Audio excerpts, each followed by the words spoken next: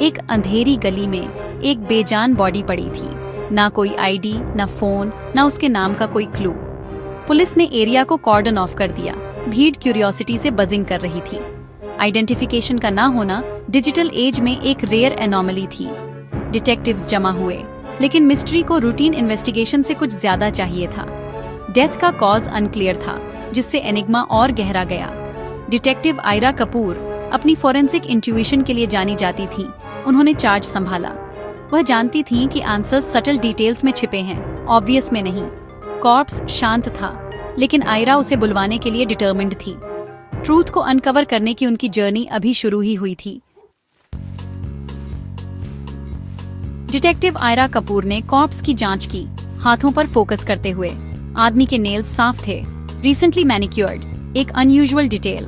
उनके नीचे red soil के ट्रेसेस अर्बन सेटिंग में साफ दिख रहे थे।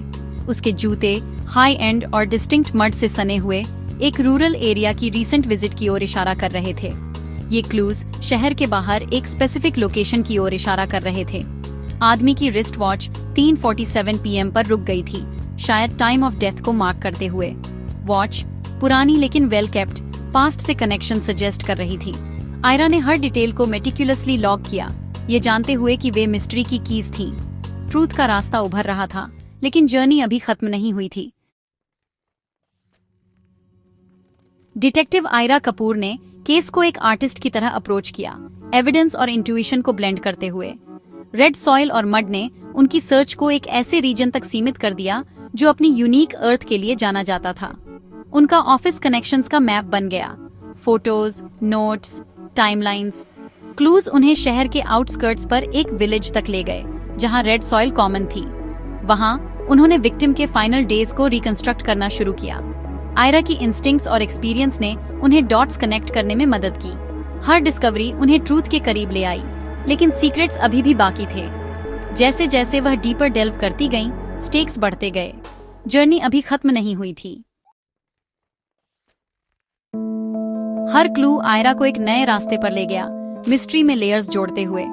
गांव वालों ने एक स्ट्रेंजर का जिक्र किया, नर्वस, आउट ऑफ प्लेस, सवाल पूछता हुआ। टाइमलाइन बन रही थी, लेकिन गैप्स अभी भी बाकी थे। आदमी कुछ ढूंढ रहा था, डेंजर रिस्क करते हुए। 3:47 PM पर उसे एक लोकल कैफे में देखा गया था, एंग्शियस और अपनी वॉच चेक करते हुए। यह अर्जेंसी इम्पेंडिंग डेंजर की ओर इशारा कर रही थी। हर नए डिटेल के साथ इंट्रीग का वेब और टाइटर होता गया।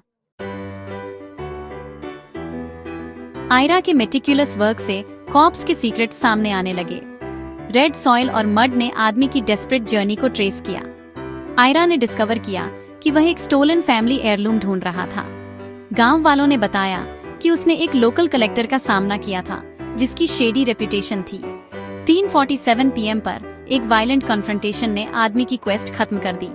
कलेक्टर भाग गया, विक्टिम को अकेला मरने के लिए छोड़ दिया। आयरा ने स्टोरी को एक साथ पीस्ट किया। साइलेंट कॉप्स आखिरकार बोल पड़ा था।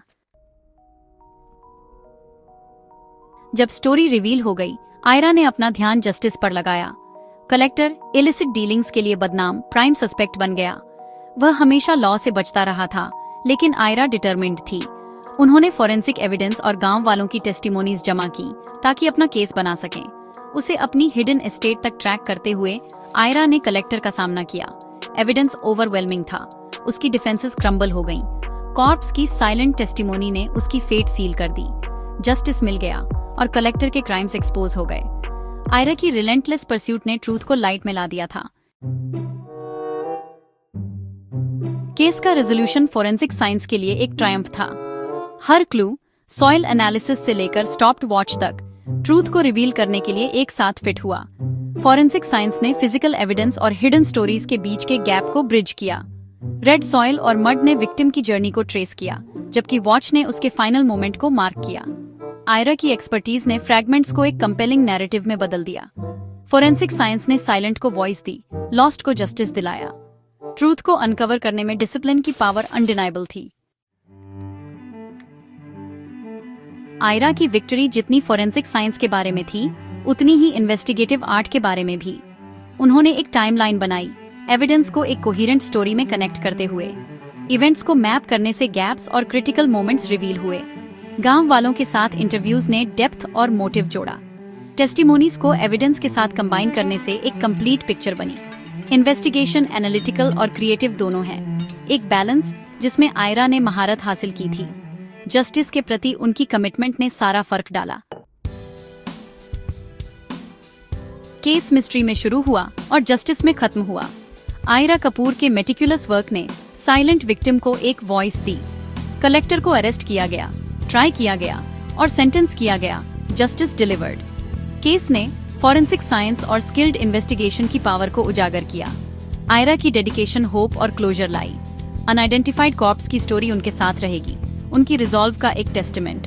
क्राइम की दुनिया में ट्रूथ हमेशा सामने आने का रास्ता ढूंढ ही लेता है।